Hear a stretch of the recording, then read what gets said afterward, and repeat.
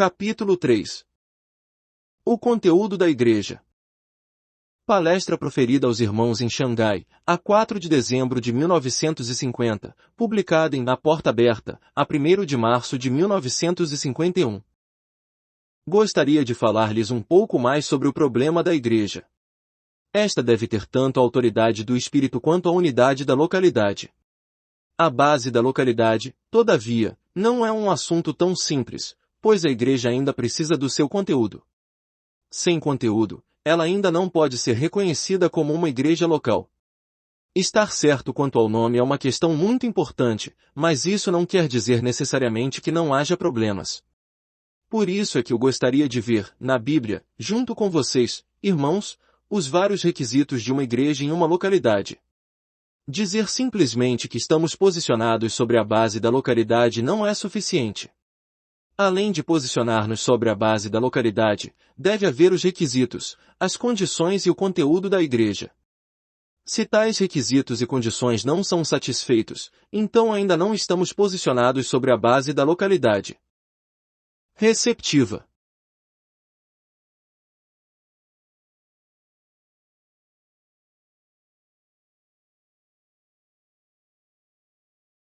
Antes de tudo, se uma igreja está realmente posicionada sobre a base da localidade, conforme se apresenta na Bíblia, ela tem de receber todos aqueles a quem o Senhor recebe. Romanos 15:7 diz, portanto acolhei-vos uns aos outros, como também Cristo nos acolheu para a glória de Deus. Vemos aqui uma coisa, o acolher dos cristãos se baseia no acolher de Cristo, isto é, devemos nos acolher uns aos outros como também Cristo nos acolheu. Em outras palavras, não poderemos rejeitar aqueles a quem Cristo recebe. Hoje, se um pecador foi recebido por Cristo, então temos que recebê-lo como irmão. Se há um homem a quem Cristo acolheu, e, ainda assim, não o acolhemos, imediatamente nos tornamos uma seita, não uma igreja. O que é uma igreja? Uma igreja significa que, em uma localidade, todos aqueles a quem Cristo recebeu nós também recebemos. Deus não pediu a vocês, que moram em Xangai, que recebessem os irmãos residentes em Nanquim ou os irmãos de Chungking, mas pediu-lhes que recebessem os irmãos de sua localidade. Devem receber todos aqueles a quem Cristo recebeu.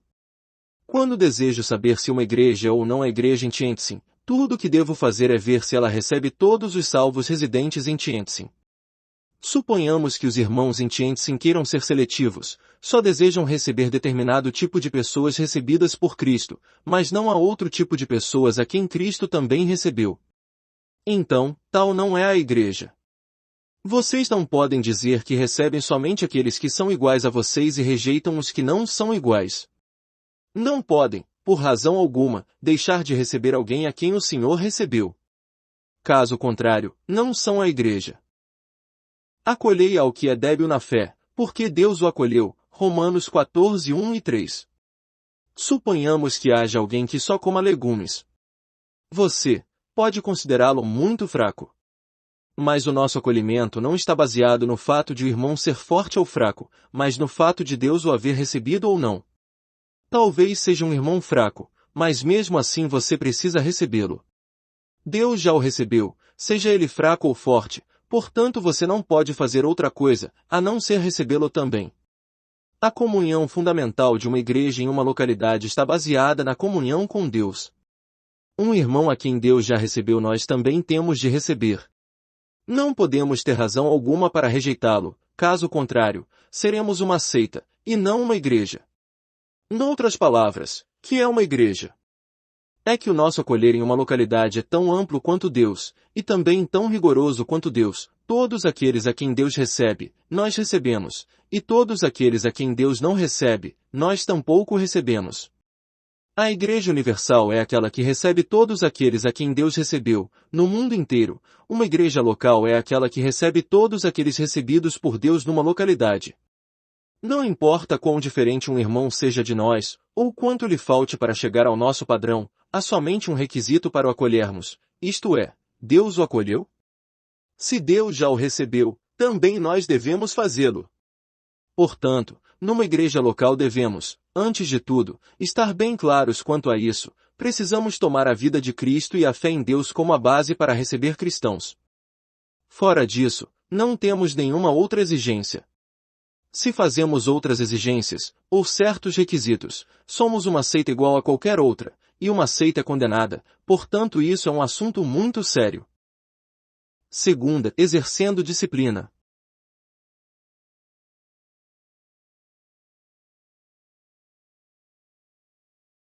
Isso quer significar que devemos receber todos os cristãos de uma localidade sem reserva alguma? Não.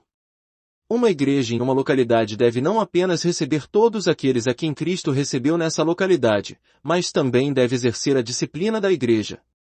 Que é a disciplina da igreja? Quando um irmão, que foi recebido pelo Senhor, comete algo, de modo que o próprio Senhor o exclui da comunhão, nós também exercemos disciplina sobre ele. Você não deve dizer que queremos todos os que o Senhor quer e também todos os que o Senhor não quer. Se ele coloca certa pessoa no mundo, e ainda assim você a coloca na igreja, você abre na igreja uma porta para o mundo. Consequentemente, não haverá uma linha demarcatória entre a igreja e o mundo, a muralha que há entre os dois foi derrubada por você.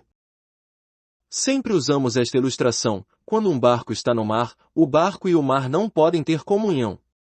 Tão logo começam a ter comunhão, mais cedo ou mais tarde, o barco afundará.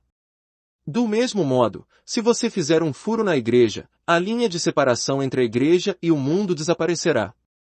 A igreja local, portanto, deve exercer disciplina, deve haver ação disciplinar, para tornar-se uma igreja local. Que é ação disciplinar? 1 Coríntios 5 menciona 6 diferentes tipos de pessoas salvas e que tinham a vida de Deus. Mas, de um modo especial, eles desleixaram, tornando-se respectivamente fornicador, avarento, idólatra, maldizente, beberrão e roubador. Paulo disse-lhes: a igreja em Corinto expulsai, pois, de entre vós o malfeitor. 1 Coríntios 5:13. A ordem de Coríntios 5 não diz que, assim que um irmão peque, vocês devem expulsá-lo de seu meio. Contudo, o que realmente diz é que, quando um irmão se torna a pessoa, aí então, vocês devem expulsá-lo. Não diz, aquele que comete fornicação, mas sim um fornicador, não um irmão que maldiz, mas sim um maldizente. Quando um homem se torna tal pessoa, a igreja deve expulsá-lo, deve excomungá-lo. Aquele a quem o Senhor não quer na igreja, você também não deve querer naquela localidade. Se vocês, em sua localidade, conservarem alguém que o Senhor não quer, essa retenção causará sérios problemas. O Senhor disse que tal pessoa é como um pouco de fermento que leveda toda a massa, 1 Coríntios 5:6. Dentro de pouco tempo, a igreja inteira ficará mofada. A igreja inteira já não será mais a farinha pura, mas o fermento. A igreja, portanto, precisa ter disciplina. Além disso, ela sabe que tipo de pessoa um irmão é. Isso se reflete nas palavras da irmã M. Barber: a unidade da igreja é a voz do Espírito Santo. Se todos os irmãos sentem que um irmão é tal pessoa, então ele com certeza é tal pessoa. Você não pode dizer que todos os irmãos o entenderam mal. Uma igreja local, por conseguinte, deve executar a disciplina de Deus em sua localidade. Além disso, a Bíblia revela-nos que a igreja exerce disciplina não só no aspecto moral, mas também no aspecto doutrinário. O Senhor, todavia, não deseja que exerçamos disciplina com relação a doutrinas vulgares. Alguns, por exemplo, guardam o dia do Senhor, enquanto outros guardam o sábado. Isto não se refere aos adventistas do sétimo dia, que estão retornando à lei. Isso não devemos discutir. Alguns guardam ambos os dias, isso tampouco deveríamos discutir. Alguns irmãos comem legumes, e outros comem carne, tampouco devemos discutir isso. Há um tipo de doutrina que obrigatoriamente devemos discutir, e isto se refere à pessoa do Senhor Jesus. Isso está mencionado em 2 João 7-11, porque muitos enganadores têm saído pelo mundo fora, os quais não confessam Jesus Cristo vindo em carne, assim é o enganador e o anticristo. Todo aquele que ultrapassa a doutrina de Cristo e nela não permanece, não tem Deus. Se alguém vem ter convosco e não traz esta doutrina, não o recebais em casa, nem lhe deis as boas-vindas.